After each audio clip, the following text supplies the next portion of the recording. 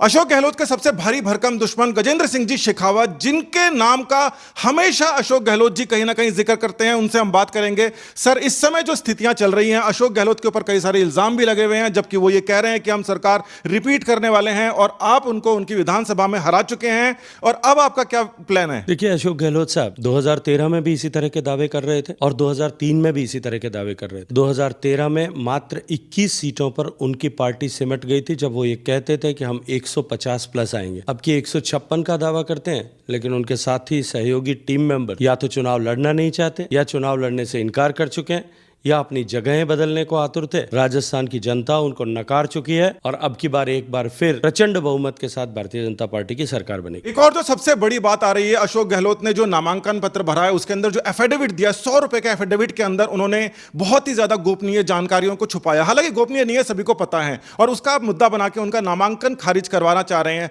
क्या ये जो है, इसका मैसेज ठीक जाएगा जनता में? क्योंकि बिना लड़ाई आप तो हरवाना चाह रहे हैं उनको। एफिडेविट जानबूझ करके गलत देना, ये भारत की दंड संहिता के अनुरूप तो अपराध है ही, साथ साथ में पीपल्स रिप्रेजेंटेशन एक्ट के आर्टिकल 125A के तहत भी अपराध है, और उन्होंने ये अपराध कारित किया है। ऐसे दो मुकदमे जो संज्ञेय अपराध हैं, जो हीनियस क्राइम है, उन दोनों पर मुकदमों को उन्होंने जानबूझ करके छुपाने की कोशिश की है।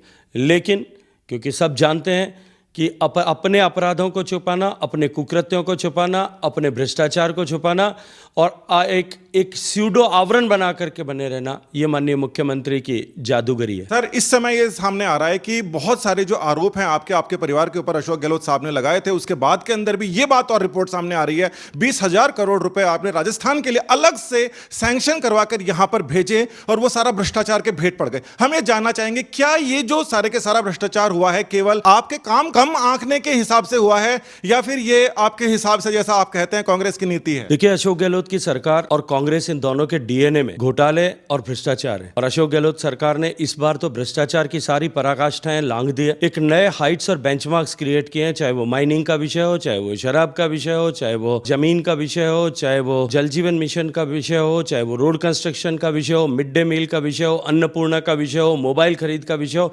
हर क्षेत्र में नया घोटाला, हर क्षेत्र में घोटाला, पिछले घोटाले से बड़ा घोटाला। लेकिन जल जीवन मिशन, जो पीने का पानी हर घर तक पहुंचे, इस लक्ष्य को लेकर के माननीय प्रधानमंत्री नरेंद्र मोदी जी के नेतृत्व में देश भर में जो काम चल रहा था, और उसके लिए राजस्थान का प्रतिनिधि होने के नाते, राजस्थान का बेटा होने के नाते, मैंने राजस्थान को 30,000 करोड़ रुपया, जो देश में सर्वाधिक था, दिया। लेकिन दुर्भाग्य, राजस्थान परफॉर्मेंस में नीचे से तीसरे चौथे पायदान पर रहा, और जो किया उसमें भी इस तरह का भ्रष्टाचार किया कि अभी प्रारंभिक ईडी की जांच में, जो एंटी करप्शन ब्यूरो ने जांच की है, उसमें यह संज्ञान में आया है 18,000 करोड़ रुपए के टेंडर देने में अनियमितता हुई है। जल जीवन मिशन जैसे पवित्र काम को, पीने का पानी घर घर तक पहुंचाने के पवित्र काम को, अशोक गहलोत सरकार ने भ्रष्टाचार की भेंट चढ़ा दिया है। नहीं सर, जो सवाल हमारा ये है कि ये राजस्थान के अंदर पीने का पानी, अगर कोई किसी दूसरे के हिस्से का पानी अगर पी जाए, इससे बड़ा जुल्म, इससे बड़ा कोई भी अत्याचार नहीं हो सकता।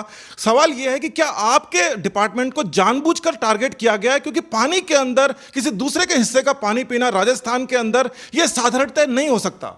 देखिए, जानबूझकर टारगेट किया गया है उसको, इसके बारे में टिप्पणी करने के बजाय मैं ये कहूँगा कि सरकार की योजनाएं, और जब मैं सरकार कहता हूं तो मोदी सरकार, क्योंकि राजस्थान की सरकार को तो जिस तरह के हालात यहाँ हैं, विधायक सरकार पर, अपनी ही सरकार को घेरते हुए सदन पे दिखते हैं, सड़क पे दिखते हैं, मंत्री सड़क पर बैठ करके धरना लगाते हुए दिखते हैं, मंत्री सरकार के भ्रष्टाचार को सदन से लेके, सड़क से लेके सभा तक उजागर करते हुए दिखते हैं। इसलिए राजस्थान में तो सरकार नहीं, सर्कस काम कर रहा था। लेकिन देश की सरकार ने, मोदी जी की सरकार ने जितनी योजनाएं बनाई, उन योजनाओं के इम्प्लीमेंटेशन में, चाहे वो जल जीवन मिशन हो, चाहे वो स्वच्छ भारत मिशन हो, चाहे वो गोवर्धन परियोजना हो, चाहे प्रधानमंत्री आवास योजना हो, चाहे हर घर तक बिजली पहुंचाने का विषय हो, राजस्थान फिसड्डी ही साबित हुआ। सांचौर के अंदर एक सभा थी, उसके अंदर आपने एक बहुत ही खतरनाक भाषण दिया, मगर साथ ही के अंदर ऐसा लगा कि वहां पर आप राजनीति की मर्यादा लांघ रहे हैं। आपने पूरी की पूरी कांग्रेस पार्टी को इंजड़े की तरह बैठ करके ताली बजा रहे थे, इंजड़े की तरह बैठ कर। इतना महत्वपूर्ण विषय, जहां राजस्थान की माताओं बहनों के साथ जिस तरह का अनाचार, दुराचार हो रहा है, और उस पर प्रश्न किया जाए और राजस्थान सरकार का सबसे वरिष्ठ मंत्री सरकार की तरफ बोलते हुए ये कहे कि राजस्थान में बलात्कार ज़्यादा होते हैं और वो इसलिए होते हैं क्योंकि राजस्थान मर्दों का प्रदेश है, उसने न केवल महिलाओं की प्रतिष्ठा के प्रतिकूल टिप्पणी की थी अपितु राजस्थान की मर्दानगी, जिस मर्दानगी ने देश में सनातन पर होने वाले हर हमले को अपने से जो है सीने पर झेला था, उस राजस्थान की मर्दानगी को भी कलंकित किया। और जब वो ऐसा कर रहे थे तब उनकी पार्टी के सब लोग जो है वो खिलखिलाकर हंसते हुए तालियां बजा रहे थे।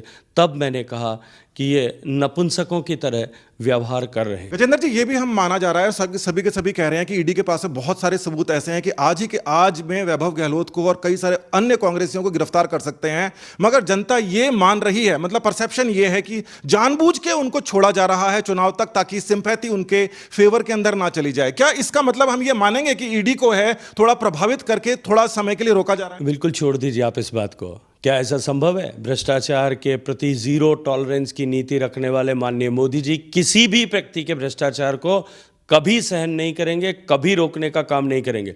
जिस किसी ने भी भ्रष्टाचार किया, मैं किसी व्यक्ति के विरुद्ध टिप्पणी नहीं करना चाहता, लेकिन पेपर लीक करके राजस्थान के 70 लाख युवाओं के भविष्य को तार तार करने वाले और उनके परिजनों के सपनों को चूर चूर करने वाले ऐसे लोगों को, ऐसे भ्रष्टाचारी लोगों के खिलाफ, पीने के पानी में जो बंदर बांट हुई, जिस तरह से पैसा लूटा गया, उनके खिलाफ, और इसके अतिरिक्त भी सरकार तो क्योंकि बदलने वाली है और बदलने के बाद ऐसे सब भ्रष्टाचारियों को उनके किए का अंजाम भुगतना पड़े, इसके लिए हम कमर कस करके तैयार। आखिरी सवाल सर ये है कि नॉर्मली आपके जो भाषण होते हैं वो थोड़े से शांत स्वभाव के होते हैं, अभी पिछले कुछ दिनों से हम देख रहे हैं कि आपके भाषणों के अंदर आग बरस रही है। क्या ये आग आपके अंदर से आई है या आपके सबसे बड़े दुश्मन जिसको अशोक गहलोत खुद मानते हैं उनके लिए आई है, या फिर ये आपने कोई अपना पैटर्न चेंज किया है? देखिए, मैं किसी व्यक्ति विशेष के प्रति मेरा कोई आग्रह दुराग्रह नहीं है। जब मैं इस चुनाव के मंच पर भाषण देने के लिए खड़ा होता हूं और जब मैं ये जानता हूं कि इस चुनाव के माध्यम से राजस्थान की तकदीर बदलने वाली है, और जब मैं ये मानता हूं 2 लाख महिलाओं जिनके साथ में अत्याचार हुआ,